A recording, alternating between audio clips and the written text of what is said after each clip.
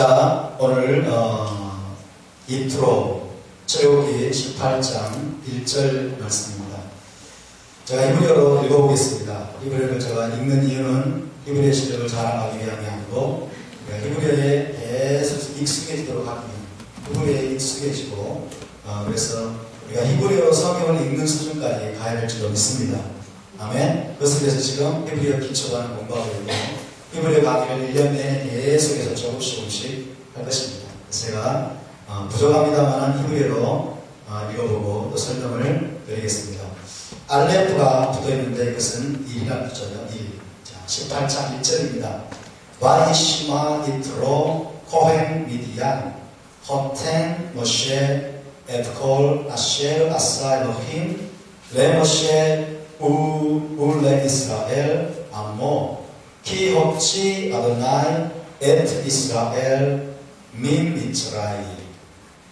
자, 출애굽기 18장, 셔모트 18장 1절 말씀에서 오늘 파라샤의 제목이 인트로라는 제목이 나왔습니다. 자, 와이시마, 샤마죠, 샤마. 자, 샤마, 쉐마, 들으라. 샤마는 듣다요. 와이시마, 함께 해볼까요? 와이시마. 그가 와는 그리고예요. 그리고 그가 들었다. 인트로가 들었다 그러죠. 인트로가 들었다. 코헨 미디안 제사입니다. 코헨 미디안. 그 다음에 호텐은 장인이에요. 장인. 함께 볼까요? 호텐 모세의 장인 코헨 미디안 제사장 인트로가 들었다. 무엇을 들었을까요? 콜은 모든 것입니다. 모든 것을 들었다. 아쉘 관계대명사죠. 아쉘 아사는 행하다죠. 행하신 모든 것. 엘로힘 하나님께서 행하신 모든 것을 들었다. 누구에게? 레는 누구에게입니다. 레 모셰 울레 이스라엘. 자, 모세에게 그리고 레 이스라엘 그리고 이스라엘에게 하나님께서 아싸 하면서 행하신 거예요. 아싸 행하신 모든 것을 들었다. 이스라엘 암모는 내 백성이죠. 내 백성 이스라엘에게 행하신 것을 들었다. 자, 입을 좀 풀어보겠습니다. 히브리어로. 자, 와이시마 인트로 코헨 미디안 호텐 모셰 에트콜 아셰 아사 엘로힘 레모셰 울레 이스라엘 암모 자, 우리말로 읽어보겠습니다. 시작. 모세의 장인이며 미디안 제사장인 인트로가 하나님의 모세에게와 자기 백성 이스라엘에게 하신 모든 일을 들으니라. 이렇게 시작이 되고 있습니다. 자, 오늘의 파라샤를 이제 개괄적으로 조금 함께 살펴보도록 하겠습니다. 먼저 이드로가 십보라와 모세의 두 아들을 데리고 옵니다. 하나님께서 이스라엘 백성에게 얼마나 놀라운 일을 행하셨다는 것을 듣고서 이제 십보라 그리고 모세의 두 아들 누굽니까? 게르손과 엘리에셀이죠. 게르손과 엘리에셀을 데리고 이제 옵니다. 여러분, 그런데 모세가 이스라엘을 구원하기 위해서 애굽으로 다시 돌아갈 때 십보라와 아들들을 데리고 갔어요? 안 데리고 갔어요? 데리고 갔죠. 그렇죠? 안 읽으셨어요? 데리고 갔습니다. 데리고 가는 도중에 십보라가 뭐예요? 모세를 하나님이 죽이려고 하니까 자기 아들의 그 호피를 베어가 칼을 해가지고 던지면서 당신은 내게 피난편이로다. 기억 안 났어요? 기억나시죠? 십보라와 그 다음에 게르손 엘리에셀을 데리고 애굽으로 들어갔어요.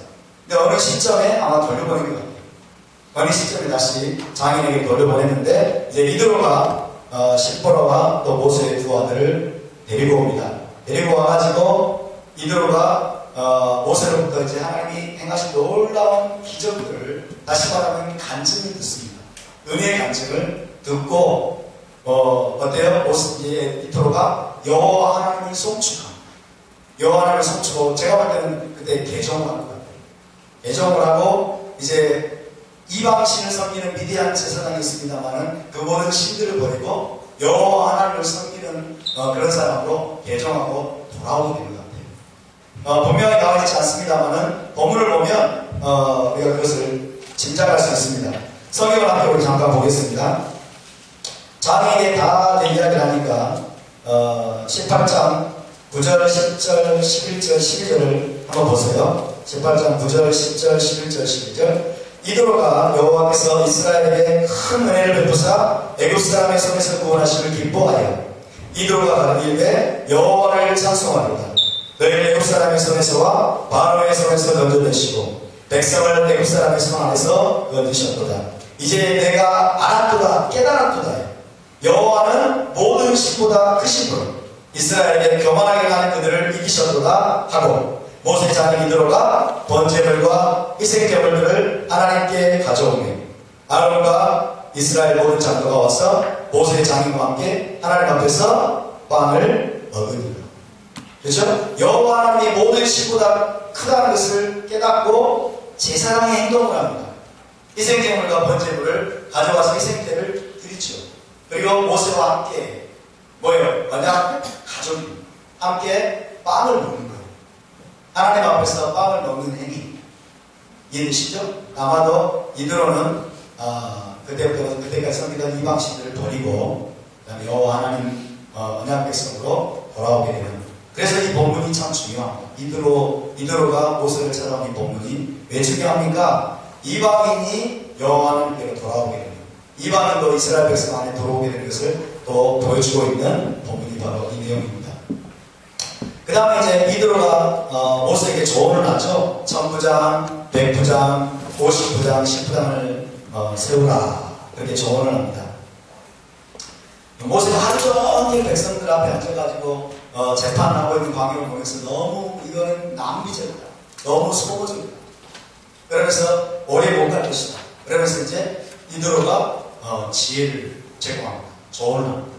그렇게 하지 말고 백성 중에서 지덕이 겸비한 여호와를 경외하는 자 중에서 덕이 있고 지혜가 있는 자들을 뽑아가지고 1000부장, 100부장, 50부장, 10부장을 세워서 집을 나눠가자.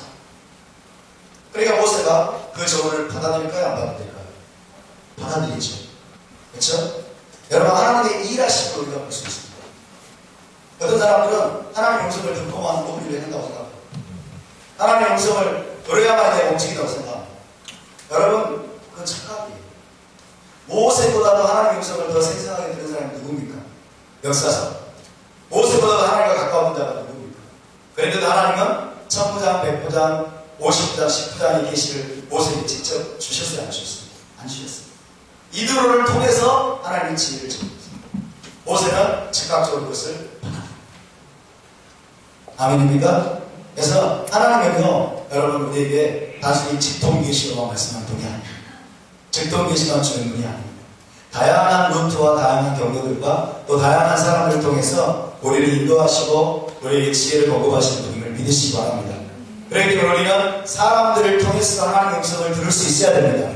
할렐루야. 사람들을 통해서도, 환경을 통해서도, 우리의 상황과 여건들과 모든 것들을 통해서도 여러분 우리의 마음이 하나님을 향해서 열려있으면 이것이 하나님이 주시는 메시지인지 아닌지를 우리가 분별하게 되는 것입니다.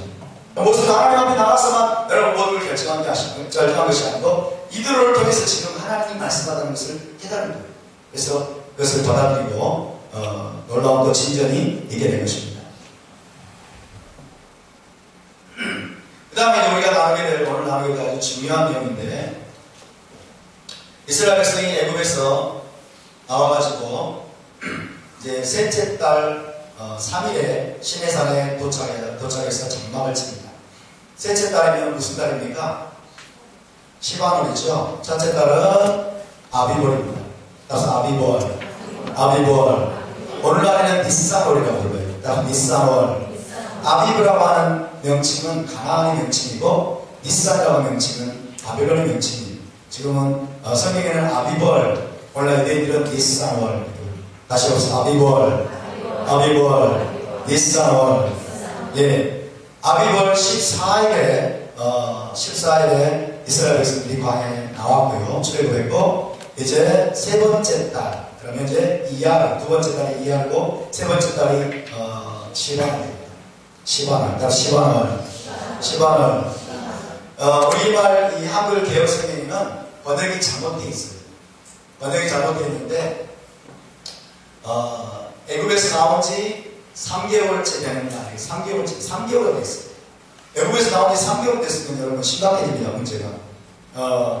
자, 아비월이 나왔는데 이야르월, 그 다음에 시반월, 그 다음에 한문초가 되는 거죠. 3개월이 되는데 달이 아니고 셋째 달 3일에 시내산에 도착해서 장막을 칩니다. 3일인지 어떻게 할 수 있습니까? 여러분, 전통적으로 유대인들은 셋째 달 3일에 시내산에 도착했다라고 해석을 합니다. 불분명하지만은 그렇게 해석을 해요. 셋째 달 3일에 시내산에 도착해서 이제 장막을 치게 되죠. 이 시내산이 있는 곳은 어디입니까? 광야입니다. 광야. 시나이 광야. 광야 한가운데 하나님이 무엇을 찾으셨을까요? 신방을 찾으셨어요. 광야 한가운데서 이스라엘 백성들을 만나셨어요. 광야 한가운데. 그래서 여러분, 이스라엘 백성들이 애굽에서 나와가지고 홍해를 건너서 광야 길을 여정하는 것은 예레미야에 뭐라고 나옵니까? 신혼여행 기간이라고. 하나님께서 그들을 불러내셔서 신혼여행 기간을 갖고 있는 것입니다. 주님과의 친밀한 만남의 장소. 시내산에 도착해서 장막을 치고 이스라엘 백성들을 하나님께서 이제 시내산 언약으로 초청을 하게 되고, 그 하나님의 초청의 백성들이 전심으로 응답을 하죠. 우리가 당신의 모든 말씀을 전심으로 수행하리이다. 백성들이 동의합니다. 하나님의 초청에 응답하고 동의를 하고, 이제 셋째 날 3일 동안도 하나님이 준비하게 만들죠. 이스라엘 백성들을 성결케 하고 하나님과 언약을 맺을 준비를 갖추게 만듭니다. 그런 다음에 이제 산꼭대기에 여호와께서 강림하시게 되는데, 이 날이 며칠일까요? 그러면 셋째 날입니다. 3일 도착했고, 그로부터 셋째 날 시반월 6일입니다. 따라서 시반월 6일. 여러분, 이것들을 우리가 잘 알아야 돼요. 이걸 모르면 성경이 열리지 않습니다. 기독교가 지금 여러분 히브리적인 뿌리를 떠났기 때문에 이 모든 것들을 무시해버렸어요. 성경이 뭘 말하는지를 다 잊어버렸어요. 그래서 시반월 6일날 셋째 날 산꼭대기에 여호와 하나님이 직접 강림하셨어요. 어마어마한 영광으로 강림하셨고, 모세를 이제 불러올리죠. 모세가 그 산에 올라갑니다. 모세는 바쁩니다. 이때부터. 모세는 하나님께 왔다가 백성에게 오고, 또 하나님께 왔다가 백성에게 오고, 하나님의 음성, 하나님의 말씀을 받아가지고 백성에게 전해주고, 백성이 응답하면 가서 하나님께 또 보호하고, 굉장히 바쁩니다. 하나님과 백성 사이를 왔다 갔다 하고 있는 모세.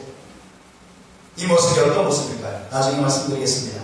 그리고 여호와 하나님이 이제 20장을 넘어가면 온 백성에게 십계명을 선포하셨습니다. 하나님이 모든 말씀으로 일러 가라사대. 그러면서 출애굽 20장이 시작이 됩니다. 여러분, 이 십계명은 잘 들으세요. 이 십계명은 하나님께서 시내산에서 이스라엘 백성 전체가 들을 수 있도록 하나님이 직접 선포하십니다. 이것을 분명히 하셔야 돼요. 온 이스라엘 회중이 다 들을 수 있도록 하나님이 직접 십계명을 선포하셨어요.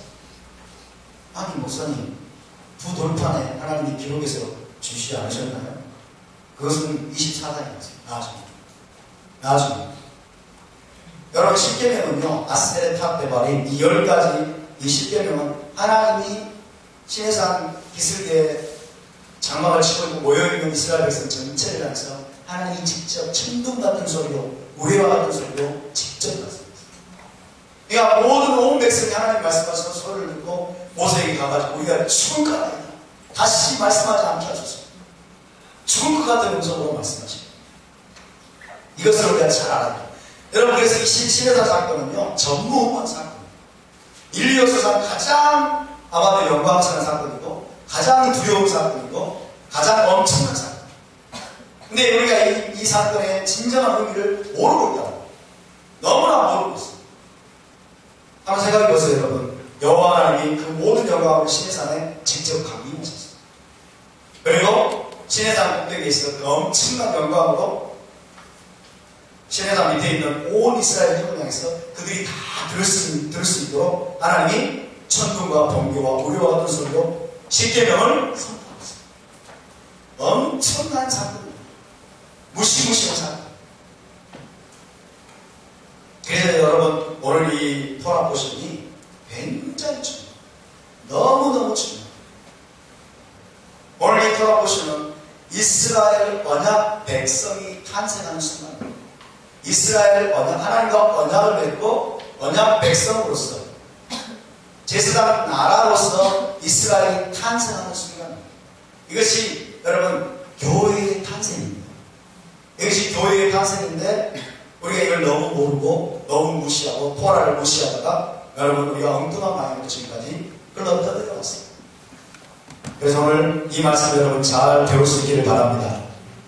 백성들이 거기에 대해서 반응을 하고 재단에 관한 규례가 이제 또 나오고 있습니다. 이렇게 해서 오늘 본문이 진행이 되는데 다른 토라 포션보다는 분량이 많지 않습니다만은 그래서 깊이 있게 우리가 이 말씀을 공부를 해야 됩니다.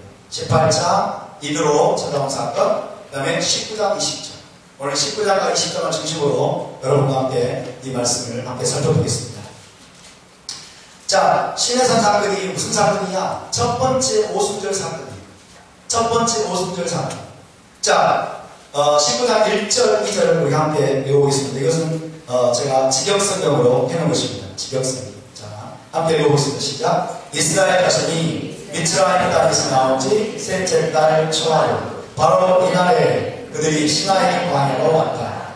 그들이 르피딤에서 이동하여 시나이 광야로 와서 그 광야에서 진을 쳤으니 이스라엘이 그 산 맞은편에 진을 쳤다. 이스라엘 자손이 미츠라임은 애굽입니다. 애굽 땅에서 나온 지 셋째 달 그렇죠? 초하루 그랬어요. 이건 초하루는 이 직역성경을 번역하신 허선화 목사님이 집어넣은 거예요. 초하루란 말이 성경에는 안 나옵니다.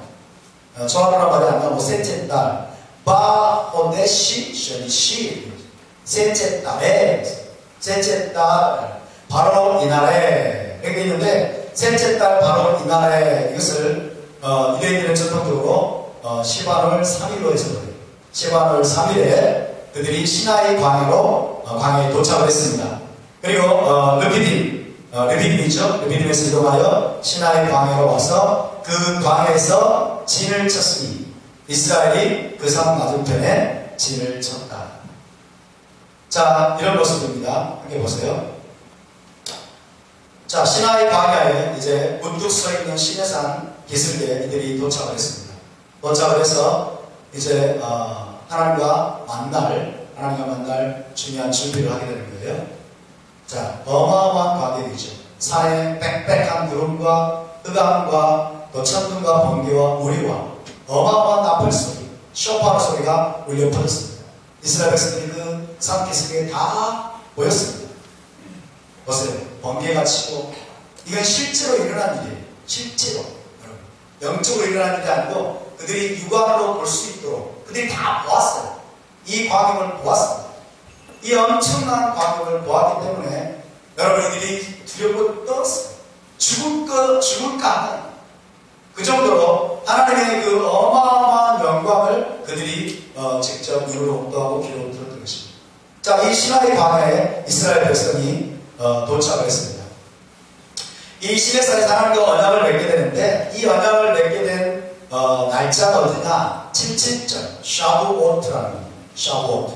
따라서 77절 샤부오트. 여러분 77절이 뭔지 아십니까? 샤부오트가 뭔지 아십니까? 우리는 오순절을 알고 있습니다. 사도행전 2장.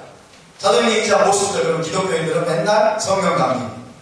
그리고 오순절만 되면 오순절 지키지도 않는데 성령 강림절을 만들어가지고 지키죠. 오순절은 단순히 성령 강림절이 아니에요. 여러분 토라에 그런 말씀이 없습니다. 사도행전 2장에 나오는, 잘 들어보세요. 사도행전 2장에 나오는 여러분 사건은요, 사도행전 2장에 나오는 사건은 시내산 사건의 완벽한 재현입니다. 첫 번째 오순절 샤부오트 77절에, 첫 번째 77절에 일어났던 그 시내산 사건이 사도행전 2장에서 그대로 재현됐어요. 그대로 재현됐기 때문에 전 세계에서 모여온 유대인들이 깜짝 놀랐어요. 시내산 사건이 또 일어나고, 그리고 3,000명이 여러분 예수 앞에 돌아오고 메시아를 영접하는 겁니다. 할렐루야. 토라의 말씀과 무관하면 여러분 성령 강림절이라면 3,000명의 유대인이 예수 앞에 돌아올 이유가 없어요. 그런데 그들이 익숙히 알고 있었던 이 시내산 사건, 77절 샤부오트의 사건이 그대로 지금 자신들의 눈앞에서 또다시 재현되는 걸 보면서 이게 정말 하나님의 역사구나, 예수가 정말 메시아구나. 그리고 그들이 여러분 예수를 영접하게 되고 3,000명이 구원받은 놀라운 역사가 일어난 것입니다.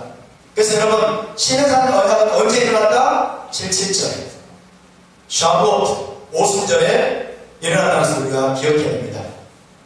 자, 이스라엘에서 여정을 한번 보시기 바랍니다. 아비벌 14일 6월절을 거쳐서 그 다음에 무교절, 아비벌 15일 무교절입니다. 무교절을 지나서 무교절 다음날부터는 이제 오멜 개수의 기간입니다. 오멜데이 나왔죠. Counting of the 오멜, 오멜데이 49일 동안 이제 오멜을 개수합니다. 오멜을 개수하는 뭐예요? 이게 49일간. 49일간 뭡니까? 시내산으로 가기 위한 준비입니다. 영적인 준비예요. 시내산에서 하나님을 만나기 위한, 77절에서 샤부오트 때 하나님을 만나기 위한 영적 준비 과정, 이게 바로 오멜데이입니다. 49일 동안 여러분 하나님께서 그들을 준비시키면서 49일을 지나게 하시고 이제 드디어 시방 6일, 시방월 6일에 77절을 맞이하게 되는데 이게 바로 샤부오트입니다. 지금 이스라엘 백성들이 시방 3일에 시내산에 도착했고 3일 동안 준비 과정, 또 성결케 하는 과정을 거쳐가지고 이제 시방 6일날 하나님과 언약을 하게 됩니다.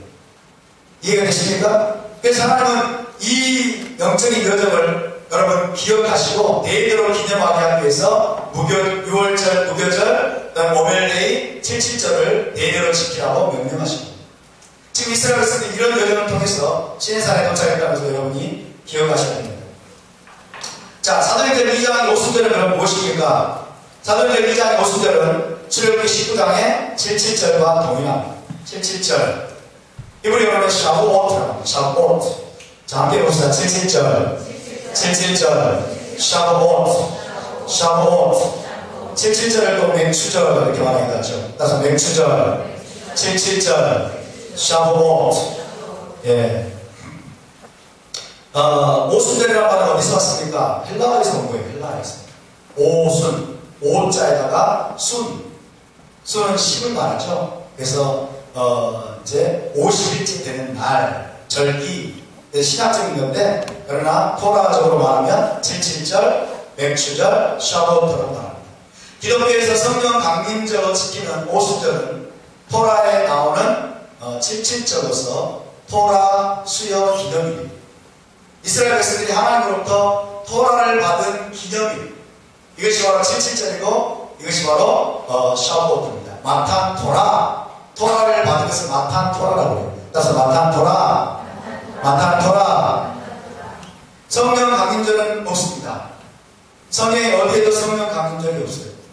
그래서 잘못된 표현입니다. 하나님 그렇게 말씀하지 않았어요. 그래서 성령 강림절이 아니라 77절 샤부오트 마탄 토라 기념일입니다.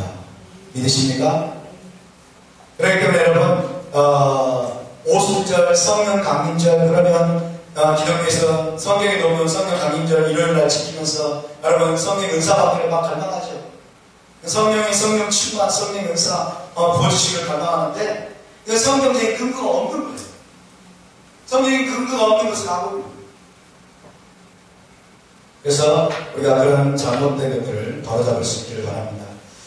사도행전 2장의 의인들은 어떤 사람들입니까? 토라 수여 기념일, 토라를 받는 것을 기념하는 토라 수여 기념일인 77절을 지키기 위해서 전 세계에서 모여온 사람들이 있어요. 77절을 잘 알고 있었어요. 해년마다 그들은 시간을 유일이 되면 오순절이 아니라 77절, 그 다음에 샤브오트를 지키기 위해서 전 세계에서 몰려들어왔어요. 예루살렘의 유대인들뿐만 아니라 이스라엘 땅의 유대인들뿐만 아니라 그 다음에 디아스포라 유대인들, 로마 제국 전체에 흩어져있던 유대인들이 무엇을 지키기 위해서? 77절을 지키기 위해서. 좀 더 자세히 말하면 토라를 받은 것을 기념하기 위해서. 하나님께로부터 토라 받은 것을 기념하고 기뻐하고 즐거워하고 축제를 벌이고 잔치를 벌이고 하나님께 영광을 돌리기 위해서 여러분 77절에 모여든 것입니다. 그래서 오순절로 불리는 이 77절 샤브오트는요, 전통적으로 하나님과의 시내산 결혼 언약과 그 다음에 토라 수요를 기념하고 축하하는 절입니다. 시내산에서 어떤 일이 벌어졌습니까? 시내산에서 무엇이 행해졌습니까? 히브리적인 신앙이 무엇입니까? 시내산 사건이 무엇입니까? 시내산 사건은 하나님과 이스라엘이 결혼의 언약을 맺은 사건입니다. 아멘. 하나님과 이스라엘이 결혼의 언약을 맺은 사건. 이 엄청난 사건입니다. 그래서 여러분, 이 77절이 되면, 샤브오트가 되면, 이스라엘 백성들은, 지금 전 세계 유대인들은 기쁨을 이기지 못하는 거예요. 즐거움을 이기지 못하는 거예요. 너무나 연약하고 너무나 아무것도 아닌 우리가 만왕의 왕이신 하나님과 결혼의 언약을 맺었다는 거예요. 신랑과 신부의 관계, 남편과 아내의 관계가 되었다는 것입니다. 그때가 언제라고요? 77절. 그때가 바로 오순절로 불리는 77절. 샤브오트. 여러분, 이런 사고의 전환 우리 가운데 여러분 일어나야 될지도 믿습니다. 할렐루야. 여러분, 오늘 이 말씀을요, 새기면서 들으십시오. 여러분이 이 말씀을 들으신 분도 있고, 또 반복해서 들으신 분도 계시고, 처음 듣는 분도 계시겠지만, 이 말씀을 우리가 새기면서 들어요. 시내산 사건이 번짐이 무엇이냐? 시내산에서 무슨 일이 일어나느냐? 시내산의 언약이, 이 언약의 번짐이 무엇이냐? 이 언약을 우리가 어떻게 대해야 되느냐? 시내산 사건을 우리가 맞이할 때마다 어떤 마음을 품어야 되느냐? 우리가 다가오는 77절, 오순절을 맞이할 때 우리가 어떤 마음으로 그날을 맞이해야 되느냐? 여러분, 그 본질을 오늘 이 시간에 저와 여러분이 깨달을 수 있게 되기를 바랍니다. 아멘. 자, 5절, 6절을 우리가 함께 있습니다. 시작. 세계가 다 내게 속하였나니 너희가 내 말을 잘 듣고 내 언약을 지키면 너희는 모든 민족 중에서 내 소유가 되겠고 너희가 내게 대하여 제사장 나라가 되며 거룩한 백성이 되리라. 너는 이 말을 이스라엘 백성에게 전할지니라. 아멘. 여러분, 피곤하시겠지만 졸지 마세요. 이 말씀을 제대로 들으셔야 여러분의 인생이 바뀝니다. 아멘. 제대로 들으시오. 졸지 마시고, 피곤하시겠지만 눈을 똑바로 뜨시고 눈을 부릅뜨시고 저를 노려보시고 이 말씀을 들으시기 바랍니다. 이 시간이 너무 귀한 시간이에요. 믿으십니까? 시내산 언약의 본질이 무엇입니까? 결혼의 언약이에요. 생각해보세요. 하나님과 우리가 결혼했잖아요. 언제 결혼했어요? 시내산에서 결혼했어요. 이 시내산에 누가 있었습니까? 제가 있었습니다. 여러분이 있었습니다. 할렐루야. 시내산에 모세만 있었던 게 아니에요. 시내산에 유대인들만 있었던 게 아닙니다. 시내산에 이스라엘 12지파가 있었던 게 아니에요. 시내산에 바로 저와 여러분이 그 자리에 있었습니다. 여러분, 믿어주십니까? 그 자리에 저와 여러분이 있었던 것처럼 이 말씀을 받아야 돼요. 할렐루야. 그 자리에 저와 여러분이 있었던 것으로 여겨야 됩니다. 그들에게 주신 말씀은 바로 우리에게 주신 말씀이에요. 나에게 주신 말씀이에요. 할렐루야. 시내산에서 저와 여러분이 만왕의 왕이신 하나님과 결혼의 언약을 맺었다니까요.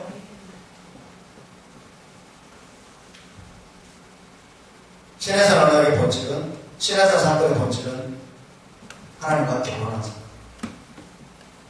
매일씩 카운트. 세계가 다 내게 속하니까니 세계가 다 내 것이다. 그런데 너희가, 이스라엘에서 너희가 내 말을 잘 듣고 내 언약을 지키고 너희가 모든 민족 중에서 내 소리가 되겠고 너희가 내게 대하여 제사장 나라가 되며 거룩한 백성이 되리라.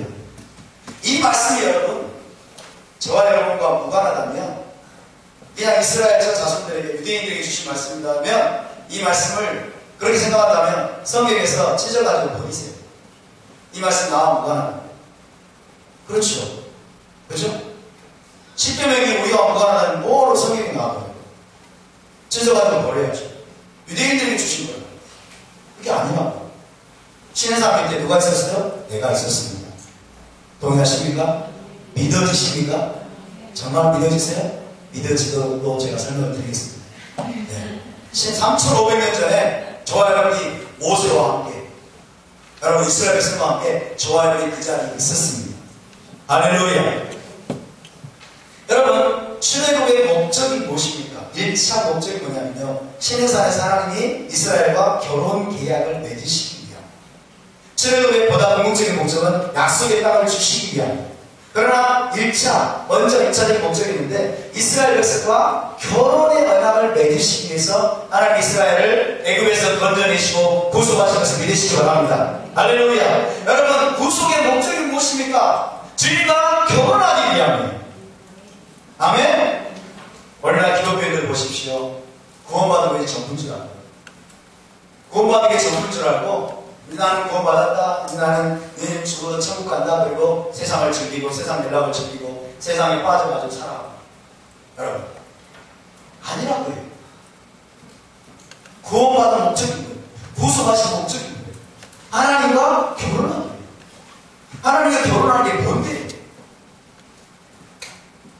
여러분 6장 7절 말씀 보시면 너희를 내 백성으로 삼고 나는 너희의 하나님이 되리니, 이것은요 결혼식의 언어에 해당하는 말씀. 고대 근동의 결혼식에서 신랑이 이렇게 말합니다. 당신은 내 아내가 될 것이요 나는 당신의 남편이 될 것이요.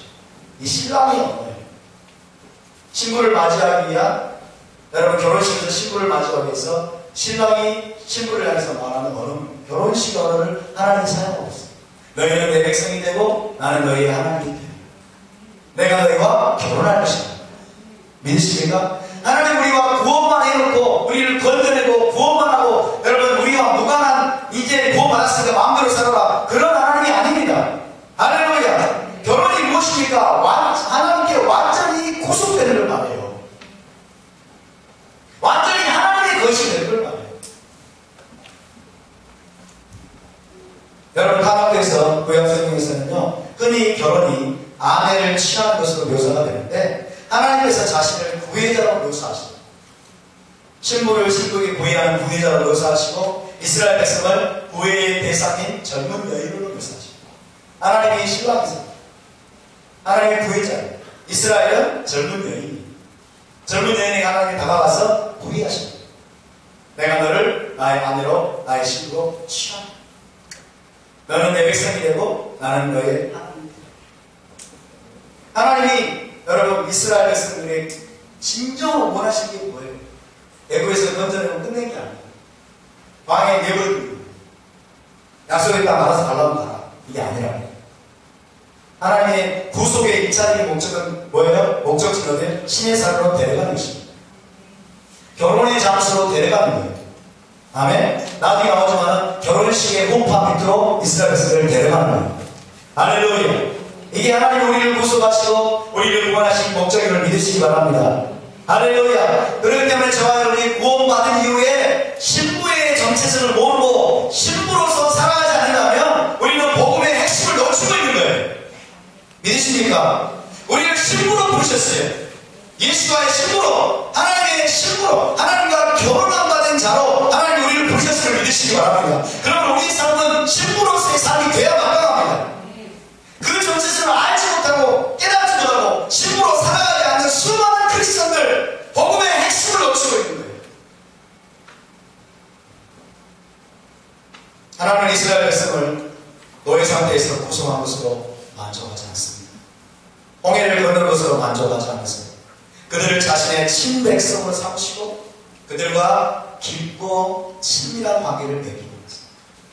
다시 말하면 그들과 결혼의 계약을 하나님이 맺기를 원하셨습니다. 가장 깊고 가장 친밀하게 교제하고 만나고 여러분 속삭이고 그래서 하나가 되기를 원하시는 그 관계, 그 관계를 하나님이 원하셨습니다. 믿으십니까? 여러분 그 관계 가운데 저와 여러분이 걸어가고 있습니까? 그 관계의 실체를 저와 여러분이 누리고 있습니까? 누리지 못하고 있다면 여러분 가장 값진 보물을 우리가 놓치고 있는 거예요. 여러분 이것을 다시 한번 우리가 붙잡을 수 있기를 바랍니다. 할렐루야. 구속한 것으로 끝이 아닙니다. 여러분 홍해 건넌 것으로 끝이 아니에요. 애굽에서 탈출한 것으로 끝이 아닙니다.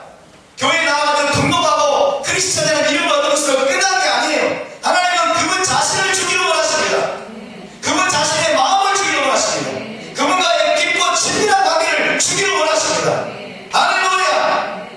이거를 놓치지 않길 바랍니다. 이게 복음이에요. 시내산 사건은 여러분 복음 중에 복음입니다. 믿으십니까? 시내산은 단순히 율법이 아니고 시내산 사건은 복음입니다. 그래서 하나님과 이스라엘 백성 간의 언약의 본질은 시내산 언약의 본질은 결혼이에요. 그래서 결혼계야. 결혼이 뭐냐? 할렐루야. 언약은요 어떤 관계의 조건들을 세부적으로 규정하는 계약적인 협정입니다. 관계의 조건들, 하나님과 이스라엘 백성 간의 관계, 그 관계의 조건들을 아주 세밀하게 세부적으로 규정하는 계약적인 협정이라고 말할 수 있습니다. 신해산은 언약에 대한 최적의 설명은, 가장 간단한 설명은 결혼 언약. 이것을 절대로 잊지 마세요. 절대로 잊지 마세요. 이건 결혼 계약. 좀 더 정확하게 말하면 약혼식. 결혼식은 아직 이루어지지 않았습니다. 완전한 결혼식. 근데 왜 결혼이라고 말을 쓰느냐? 여러분, 이스라엘 유대인들의 결혼 통수는 뭐예요? 정혼식, 약혼식을 하면 완전히 법적으로 결혼한 자로 인정이 되죠. 그렇죠? 법적으로 완전히 결혼한 자로 인정이 돼요. 그렇지만 아직 결혼식이 이루어진 것은 아니에요. 여러분, 우리는 지금 예수와의 신부라고 말하지만은 우리는 결혼함 받은 자들이지만은 아직 결혼식이 이루어진 것은 아니에요. 파혼이 될 수가 있다, 없다? 있다. 파혼이 될 수가 있다는 것을 기억하세요. 유대 현인들은요, 출애굽기 19장을 하나님과 이스라엘의 약혼식으로 설명합니다. 하나님과 이스라엘의 약혼식. 출애굽기 19장. 시내산 기슭에서 하나님께서 정식으로 이스라엘에게 청혼하셨고 이스라엘의 그 청혼에 동의합니다. 지금 출애굽기 19장 4절, 5절, 6절이 하나님이 이스라엘 백성들에게 정식으로 청혼하는 말씀이에요. 4절, 5절, 6절. 모세가 올라가는데 이스라엘 백성에게 야곱의 집에 말하고 이스라엘 백성에게 말하라. 그래서 4절, 5절, 6절 굉장히 중요한 말씀인데 함께 읽습니다. 시작. 내가 이웃 사람에게 어떻게 행하였습니까? 내가 어떻게 독수리 날개로 너희를 업어 내게로 인도하였음을 너희가 보았느니라. 세계가 다 내게 속하였나니 너희가 내 말을 잘 듣고 내 언약을 지키면 너희는 모든 민족 중에서 내 소유가 되겠고 너희가 내게 대하여 제사장 나라가 되며 거룩한 백성이 되리라. 너는 이 말을 이스라엘 백성에게 전할지니라. 하나님이 이스라엘 백성들에게 청혼하시는 겁니다. 나와 결혼하겠느냐? 나와 약혼식 하는 일에 동의하겠느냐? 그러니까 이스라엘 백성들이 뭐라고 그래요? 저는 다 진술하니까 8절에서 백성이 일제히 응답하여 이르되 여호와께서 명령하신 대로 우리가 다 행하리이다. 백성들이 이스라엘이 하나님의 청혼에 동의를 했어요. 당신과 결혼계약에 동의합니다. 당신과 약혼하는 일에 동의합니다. 당신의 모든 언약을 지켜 행하겠습니다. 라고 동의합니다. 자, 먼저 하나님께서 이스라엘에 대한 하나님의 사랑의 행위를 진술하십니다. 이스라엘을 구원하기 위해서 애굽을 심판하신 사건, 그리고 독수리 날개를 업어서 안전하게 내게로 인도했다고 하는 말씀. 어디로 인도했어요? 내게로. 따라서 내게로. 거기 나와있죠? 내게로. 4절 보십시오. 4절. 독수리 날개로 너희를 업어서 내게로 인도하였음을 너희가 보았느니라. 여러분, 하나님의 진짜 목적지가 어디예요? 하나님 자신이에요. 이스라엘 백성들이 어디로 들어갑니까? 시내산이 아니고 단순히 하나님 자신에게로 데려온 거예요. 시내산으로 데려온 것은 어디로 데려온 거예요? 하나님께로 데려온 거예요. 믿으십니까? 여러분, 하나님이 여러분의 목적지가 될 수 있기를 바랍니다. 하나님이 우리의 목적지가 돼야 돼요. 하나님은 그분 자신에게로 이스라엘을 데려왔다고 말씀하죠. 그리고 이스라엘을 열방 중에 그분의 특별한 보물로 삼으신 것입니다. 5절을 다시 보십시다. 세계가 다 내게 속하였나니 너희가 내 말을 잘 듣고 내 언약을 지키며.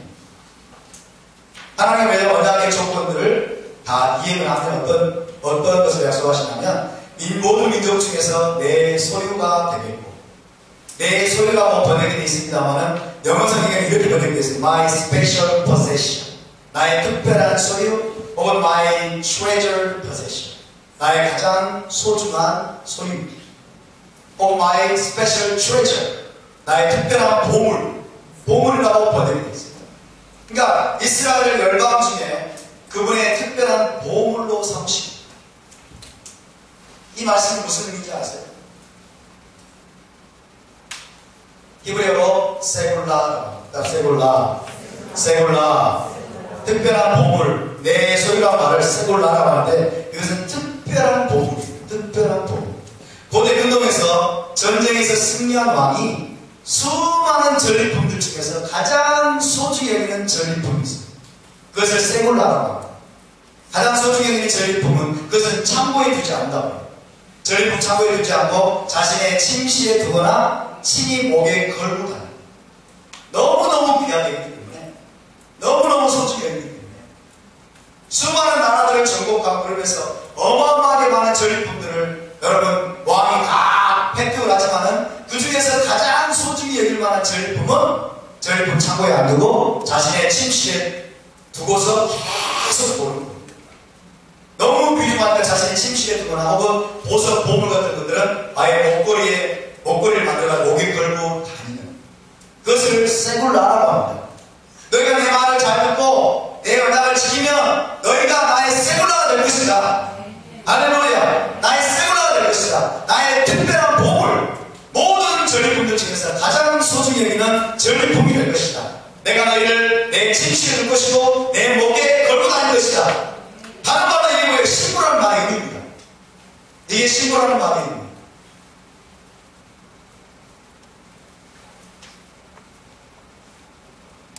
하나님이 우리를 얼마나 소중히 여기시는지 봅시다.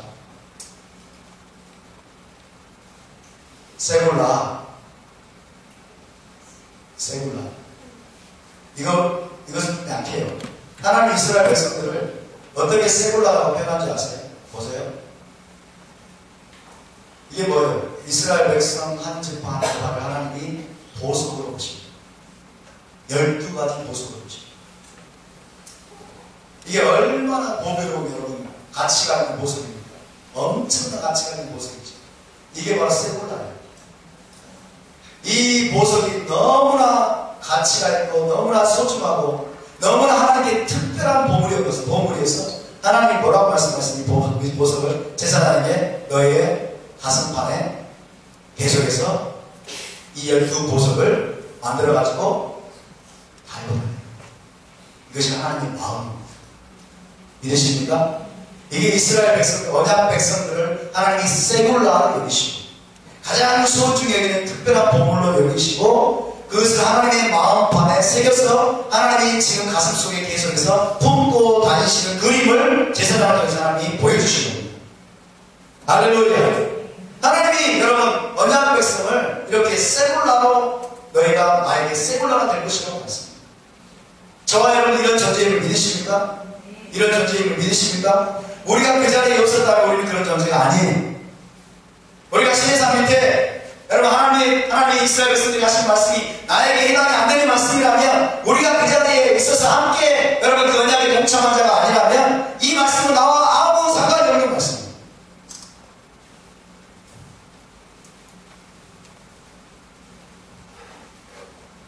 하나님이 말씀하십니다. 나의 소유가 되겠고 너희가 내게 대하여 제사장 나라가 되며 거룩한 백성이 됩니다. 제사장 나라. 히브리어로 마물레켓 코하님. 이게 뭘까요? 마물레켓 코하님. 제사장들의 왕국이라는 뜻입니다. 제사장들의 왕국. 제사장들로 이루어진 왕국. 제사장들로 이루어진 나라예요. 이게 이스라엘의 부르심입니다. 이스라엘 나라 전체가 제사장들로 이루어진 왕국이라는 거예요. 그림이 그려지십니까? 이스라엘 백성들 전체가 제사장이라는 거예요. 제사장들로 이루어진 구성된 나라고 왕국이라는 거예요. 그래서 지금 유대인들이 어떻게 합니까? 유대인들은 전부 다 키파를 쓰고 다녀요. 전부 다. 자기들이 제사장 나라라는 거예요. 우리는 키파를 안 쓰죠. 이 키파는, 모자는 하나님이 누구에게 쓰게 하셨습니까? 제사장에게 쓰게 하셨어요. 그래서 유대인들이 지금 키파를 쓰고 다니는, 모자를 여러분 쓰고 다니는 이유가 무엇입니까? 우리가 바로 제사장이다. 내가 바로 제사장이다. 여러분이 제사장인 걸 믿으십니까? 믿으세요? 여러분은 키파를 안 쓰잖아요. 이 갭이 뭐예요? 이 엄청난 갭. 유대인들은 이 말씀을 문자적으로 믿어요. 열방 가운데서 하나님 우리를 제사장 나라로 부르셨다고 믿어요. 여러분에게 물어봅니다. 여러분도 왕 같은 제사장을 믿으십니까? 믿는데요. 근데 행동은 안 믿어요. 행동은 안 믿어요. 머리로는 동의가 되려고 하는데 안 믿어요. 근데 유대인들은 그들이 믿고 있는 믿음을 온몸으로 표현하는 거예요. 온몸으로 모든 삶으로 표현하는 거예요. 자기들이 제사장 나라임을, 제사장임을 키파를 써서 여러분 눈으로 보는 겁니다. 직접 보는 거예요. 하나님은 실물 교육의 하나님이십니다. 믿으십니까? 실물 교육을 시키십니다. 여러분 이 키파를 쓸 때마다 하나님 앞에 저는 기도합니다. 주님, 왕 같은 제사장을 쓰시면 감사합니다. 단순히 설교자란 말이 아니에요. 여러분 우리 모두가 하나님 앞에 왕 같은 제사장. 그게 어떻게 가능합니까? 좀 이따 설명드리겠습니다. 자, 이스라엘을 하나님께서 열방 가운데서 제사장 역할을 수행하는 나라로, 왕국으로 세워졌다. 이스라엘 나라 전체가 제사장이다. 자, 그러면 여러분 제사장이 무엇인지 알아야 되겠죠. 고대 근동에서 제사장의 임무는 무엇입니까? 신들과 사람 사이에서 중재자, 중보자 역할을 수행합니다. 신들과 사람 사이의 중보자입니다. 중재자입니다. 그래서 신들을 향해서는 사람을 대신해서 희생제물을 드려요. 번제를 드리고 희생제물을 드리고 그 다음에 술을 부어드리는 전제를 드립니다. 사람들을 대표해서, 사람들을 대신해서. 그 다음에 사람들을 향해서는 어떻게 합니까? 이제 신들의 대변자, 신들의 대리인 역할을 수행합니다. 이게 바로 제사장입니다. 이해되십니까? 제사장은 신들과 사람 사이의 중재자입니다. 그리고 중보자입니다. 사람들을 대표해서 신 앞에 나가고 신들을 섬기고 그 다음에 사람들에게 다가갈 때는 신들을 대신해서 신의 대변자로 신들의 대리인으로 사람들 앞에 나가는 거예요. 그러니까 어떻게 하는 걸까요? 신들과 사람들을 함께 만나게 하는 거예요. 아멘? 함께 만나게 하는 거예요. 연결시켜주는 교량 역할을 하는 거예요. 이게 바로 제사장의 역할입니다. 여러분 이스라엘은 제사장 왕국으로서 열방을 대표해서, 열방을 대신해서 하나님을 섬기도록 부르셨습니다. 이 땅에 있는 모든 열방 민족들을 가운데서 하나님 이스라엘을 제사장으로 불러내셨습니다. 뭐 하나로? 하나님을 섬기다. 열방을 대표해서, 열방을 대신해서 희생제사와 예배를 드리면서 하나님을 섬기도록 부르심을 받았습니다. 그러나 이스라엘은 하나님을 대표해서 열방에게 하나님의 토라를 가르치도록 부르십니다. 열방을 향해서는 이스라엘이 하나님을 대표하는 겁니다. 이해되시나요? 이걸 우리가 잘 알아야 됩니다. 그래서 열방을 하나님께로 이끄는 역할입니다. 제사장의 역할은 바로 그겁니다. 열방을 대신해서, 열방을 대표해서 모든 사람을 대표해서 하나님을 섬기고 하나님을 예배하고 하나님께 여러분 예물을 드리고 하나님을 섬기는 역할을 할 뿐만 아니라 이제 그런 역할만이 아니라 이제 사람들 앞에 나갈 때는 하나님의 대리로 나가는 거예요. 하나님의 대변자로 나가는 거예요. 그래서 하나님 사람들을 향해서 어떻게 하는 거예요? 하나님의 말씀을 가르치는 거죠. 하나님의 말씀을 선포하는 거죠. 하나님의 뜻을 가르치는 거죠. 그래서 열방은 하나님께로 이끄는 거죠. 모든 사람을 하나님께로 데려가서 하나님과 사람들이 만나게 하는 교량 역할을 하도록 중보자, 중재자 역할을 하는 존재가 바로 제사장인 것입니다. 할렐루야. 그렇기 때문에 여러분 이 제사장 나라라고 하는 부르심은요 굉장히 놀라운 특권인 동시에 어마어마한 책임입니다. 엄청난 책임입니다. 하나님이 여러분 열방의 모든 나라들 가운데서 이스라엘을 빼내셨어요. 이스라엘을 선택하셨어요. 너희는 나를 섬겨. 너희는 내 말을 들어. 너희는 나에게 생명을 줘. 너희는 나를 대표해. 하나님을 섬기고 얘기할 수 있는 특권을 주셨어요. 그런데 그것만이 아니라 이제 너희는 열방에게 나가서 나를 대표해. 열방을 향해서 나의 토라를 가르쳐. 하나님의 복도를 가르쳐. 다르게 말하면 뭘까요? 이 제사장은 열방을 향해서, 세상을 향해서 하나님을 보여줍니다. 하나님을 보여줍니다. 하나님이 어떤 분인지를 보여줘야 되는 어마어마한 책임이 있습니다. 이스라엘의 삶과 행동은요, 하나님을 보여주는 것입니다. 저와 여러분이 정말 이 말씀이 나에게 된다고 믿는다면, 나도 바로 제사장 나라로 부르심을 받았다고 믿는다면, 여러분의 삶과 행동은 세상을 향해서 하나님을 보여주는 삶이 되어야 됩니다. 믿으십니까? 하나님을 보여줘야 돼요. 기독교인들은 하나님에 관해서 말은 잘합니다. 입은 살아있어가지고. 하나님에 관해서 말은 잘하고, 교회 오라고 예수 믿으라고 말은 잘하는데, 삶과 행동은 하나님을 전혀 보여주지 못하고 있어요. 오히려 하나님께로 돌아오는 자기들이 거짓말하고, 사기치고, 교회들이 서로 싸우고, 미워하고, 시기질투하고, 기독교인들이 너무나 이기적이라는 감정이 됐잖아요. 너무 이기적이에요. 세상에 나가서 사업하는 기독교인들, 여기 계신 분들 어떤지 모르겠습니다만, 세상에 나가서 사업하는 장로들, 안수집사들, 여러분 세상 사람들보다 더 많이 사기쳐요. 교회를 상대로 장사하면서 음양 사업하는 장로들, 안수집사들, 교회에게 얼마나 많은 사기를 치지 아십니까? 입에 다 담을 수가 없을 정도. 큰 교회들 마찬가지. 큰 교회들이 특히 심해요. 큰 교회 보면 너무나 많은 업체들 있잖아요. 업자들이 교회에 와가지고 다 자기 사업 따내려고 경쟁하면서 서로 싸우면서, 그 다음에 교회는 돈이 많으니까 뭐 영광교회 무슨 뭐 큰 교회는 돈 많으니까 가라고 돈을 뭐 1,000만 원 할 걸 1,500 해가지고 받아내고. 저는 그런 얘기 많이 들었습니다. 누가요? 안수집사, 장로. 제사장이 아니죠. 삶과 행동으로 하나님을 보여줍니다. 이게 얼마나 놀라운 책임입니까? 엄청난 책임. 네, 물어보겠습니다. 여러분 제사장이십니까? 여러분 제사장 나라이십니까? 왕같은 제사장입니까?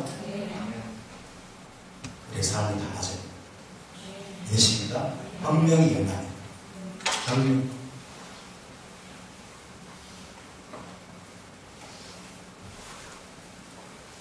여러분, 이스라엘이 신부입니다. 이스라엘이 제사장 나라고. 오늘 출애굽기 19장에서 하나님이 너희는 열방 중에서 내 소유가 되겠다.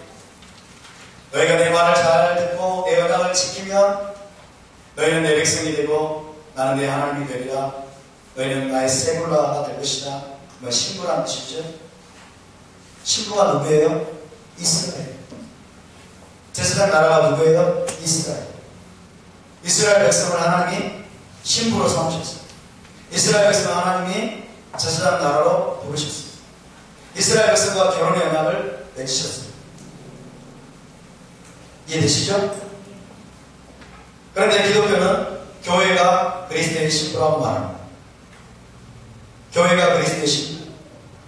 하나님의 신부가 하나가 아니라 둘이 될 수 있습니까? 이스라엘 백성이 신부로 지금 세우시고 있었어요.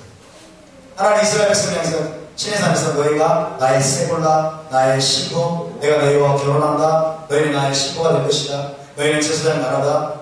말씀하셨어요. 신부가 둘일 수 있습니까? 교회가 그리스도의 신부예요. 교회가. 이것과 이것이 다르면 문제가 심각해져요. 그렇죠? 신의 산의 말씀과 신약 성경의 말씀이 다르다면 문제가 심각해요. 신부가 싸워야 돼요. 두 신부가 지금까지 싸워왔습니다. 잘못된 거예요. 기독교는 크리스천들을 왕같은 제사장이라고 부릅니다. 그 말의 의미도 제대로 모르면서, 그 말의 의미도 알지 못하고 그대로 살지도 않으면서 왕같은 제사장이라고. 왕같은 제사장이라고. 그렇죠? 믿지 않는 물론 크리스천이 더 많아요. 자기가 왕같은 제사장이라는 걸 믿지 않는 크리스천이 더 많습니다. 왜 그 말을 모르고. 믿지 않는 자들이 더 많지만은 신학적으로 볼 때, 그리고 강단에서 뻗어낸 메시지는 크리스천들이 왕같은 제사장이라고. 그리고 그렇게 살지 않아요. 그렇게 사는 게 뭔지를 가르쳐주지 않아요. 근데 여러분, 왕같은 제사장이, 제사장 나라, 왕같은 제사장 같은 말이에요. 같은 말입니다. 나라와 제사장으로 삼으셨습니다. 그죠? 이것은 왕같은 제사장 혹은 제사장 나라 똑같은 말인데, 제사장들로 이루어진 나라, 제사장들로 이루어진 왕국, 똑같은 말인데, 신의 산에서 하나님이 이스라엘 백성을 향해서 너희가 바로 제사장 나라다. 내 말을 잘 듣고 내 말을 지킵니다. 근데 우리는 이건 몰라요. 신의 산 사건의 의미를 모르고 무시했어요, 지금까지. 그리고 그냥 신약성경이 어떤 말씀만 믿고 내가 왕같은 제사장이구나, 그렇게 생각합니다. 그러면서 신의 산 사건과 우리 자신을 동일시하지 않는 거예요. 여러분, 두 신부는 있을 수 없습니다. 두 명의 신부는 있을 수 없어요. 이스라엘 외에 다른 신부는 없습니다. 나도 이스라엘 외에 다른 신부는 없다. 믿으십니까? 이스라엘만이 오직 열방 중에서 제사장 나라로 세워졌고, 이스라엘만이 여러분 하나님의 신부로 세워졌습니다. 믿으십니까? 이스라엘 외에 다른 신부는 없습니다. 아니, 신약에서 우리 신부라고 하지 않나요? 그리스도의 신부라고? 신의 산에서 하나님 이스라엘을 신부로 삼으시고 그 신부를 내팽개쳐버리고 신약에 와가지고 또 다른 신부로 하나님 취하실 수 있나요? 없죠? 하나님 그런 분이 아니죠. 이스라엘만이 하나님의 신부. 아멘? 이스라엘. 그리고 이스라엘만이 열방 중에 제사장 나라로 세웠습니다. 동의하십니까? 이스라엘만이 열방 중에 제사장. 이란이 제사장 나라인가요? 미국이 제사장 나라인가요? 대한민국이 제사장 나라인가요? 아니죠. 영국이 제사장 나라인가요? 아니에요. 오직 이스라엘만이 열방 중에서 제사장 나라로 세우심을 입었습니다. 동의하십니까? 이 말씀을 분명히 나눠요. 여러분, 밑도 끝도 없이 여러분 자신을 신부라고 하지 마세요. 밑도 끝도 없이 여러분을 왕같은 제사장으로 하지 마세요. 성경적인 분명한 이해와 근거를 가지고 우리가 그런 고백을 해야 돼요. 믿으십니까? 그게 뭐냐 그러면 도대체 우리가 어떻게 이해해야 됩니까? 신약 성경에는 분명히 크리스찬이 왕같은 제사장이라고 그리스도의 신부라고 말하는데 이게 도대체 헷갈립니다. 여러분, 헷갈리실 필요 없어요. 이방인이 메시아의 신부, 그리스도의 신부가 되고 제사장이 되는 유일한 길은 뭐냐? 이스라엘이 되면 됩니다. 아멘? 그것은 이스라엘의 하나님을 믿고 구원을 받아서 이스라엘과의 언약에 참여하는 자가 되면 되는 거예요.